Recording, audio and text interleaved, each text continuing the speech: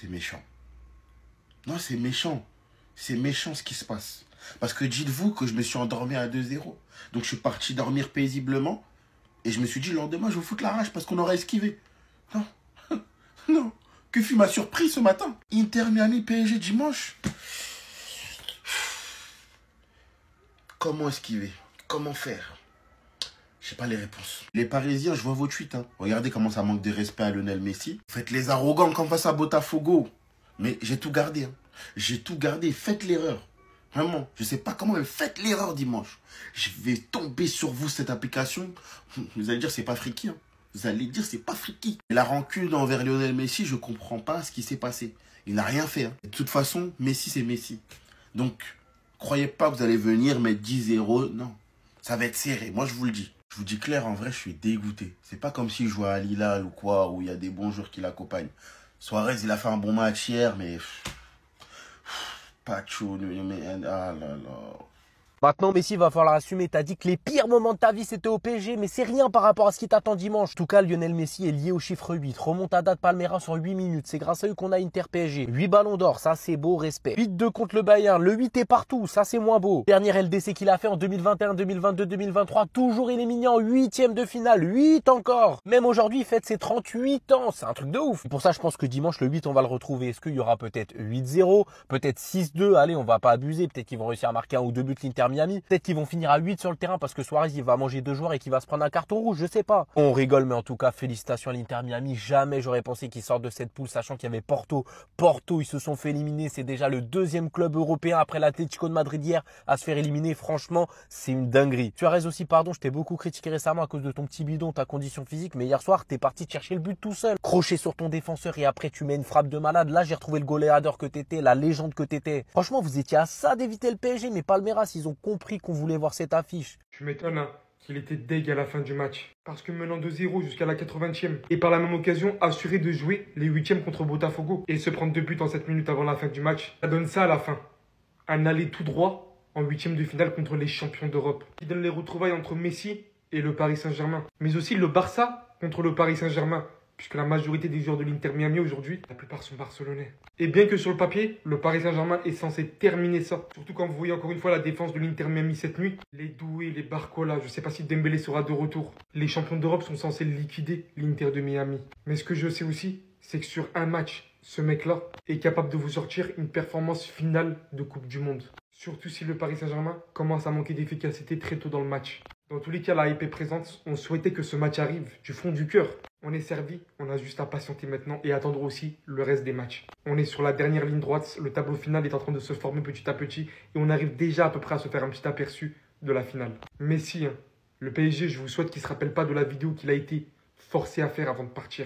Vraiment. Pour ceux qui veulent rien rater des prochains matchs et des actualités à venir, vous avez le lien dans la bio de mon profil TikTok. Tout se passe sur Telegram, vous pouvez vibrer avec les supporters du Real Madrid ici et tout savoir autour de l'actu foot ici. Le meilleur latéral droit du monde est marocain. Et je suis à ça de dire que c'est le meilleur latéral droit du monde de l'histoire. Parce que si on résume ce qu'il a fait, il avait déjà commencé la saison de Ligue 1, il était parti faire les Jeux Olympiques avec le Maroc. Médaille de bronze pour le boss. On en rajoute un autre, trophée des champions. Demi-finale de Ligue des Champions contre Arsenal sur le terrain, c'est lui le meilleur. Vainqueur de la Coupe de France et buteur en finale. Vainqueur de la Ligue des Champions et buteur en finale. Vainqueur du championnat de France. Dans les moments importants, t'appelles qui? T'appelles Hakimi. Quart de finale, buteur. Demi-finale, buteur. Coupe de France finale, buteur. Ligue des champions finale, buteur. Dans tout ça, il y a un petit problème. Là, le problème, en fait, le problème, il est juste ici. 63 matchs. Il en peut plus. Il est épuisé. On n'a pas de remplaçant Hakimi. Il joue toutes les compétitions et toutes les compétitions, il est toujours titulaire. Malgré tout ça, 10 buts, 12 passes décisifs, 22 goals and assists en une seule saison. Le meilleur latéral droit de l'histoire. Des interceptions. Des courses répétées en profondeur pendant tout le match. Repli défensif jusqu'à la 95e. Il était déjà solide offensivement. Aujourd'hui, il est devenu solide défensivement. Il est impassable. Les gars, on va sûrement pas se tromper de propagande Ballon d'Or. Ça sera Ousmane le Ballon d'Or. Ousmane Dembélé Ballon d'Or, ça ne bougera pas. Je ne veux pas voir un classement du Ballon d'Or France Football avec Hakimi hors du top 3. Ça serait une honte. Les frérots, on va avoir le droit à des retrouvailles avec Lionel Messi. Ça va être PSG, Inter Miami pour les 8e de finale de la Coupe du Monde des clubs. Et moi, les frérots, différemment à d'autres personnes qui disent que le Paris Saint-Germain va détruire l'Inter de Milan, moi, j'ai quand même certaines réserves. Faut pas oublier que Lionel Messi, c'est le chouchou ultime de la FIFA. Ils sont capables de tout. On sait que sur le point de vue football, on est au-dessus. Mais les gars, moi, j'ai pas oublié l'arbitrage. Ils peuvent nous mettre 2 cartons rouges en 10 minutes avec Lionel Messi en face. Ils sont capables de tout faire pour saboter le match. Du coup, attendons le match tranquillement. On s'enflamme pas. Sur le point de vue football, on est au-dessus. Mais sur le point de vue FIFA, on n'a pas le poids encore. Tout simplement. Faut attendre, les gars. Parce que moi, comme je vous ai dit, Lionel Messi, ils l'ont invité déjà dans cette compétition. Il ne devait pas faire cette compétition. Là, il joue contre la meilleure équipe européenne.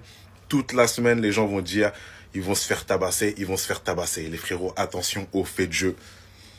Attention au fait de jeu. Niveau footballistique, pour moi, on est au-dessus. Et pour moi, on sera en quart de finale. Mais avec Messi en face, tout peut se passer. Du coup, les gars, on tempère un tout petit peu. Moi, en tout cas, je vais tempérer toute la semaine.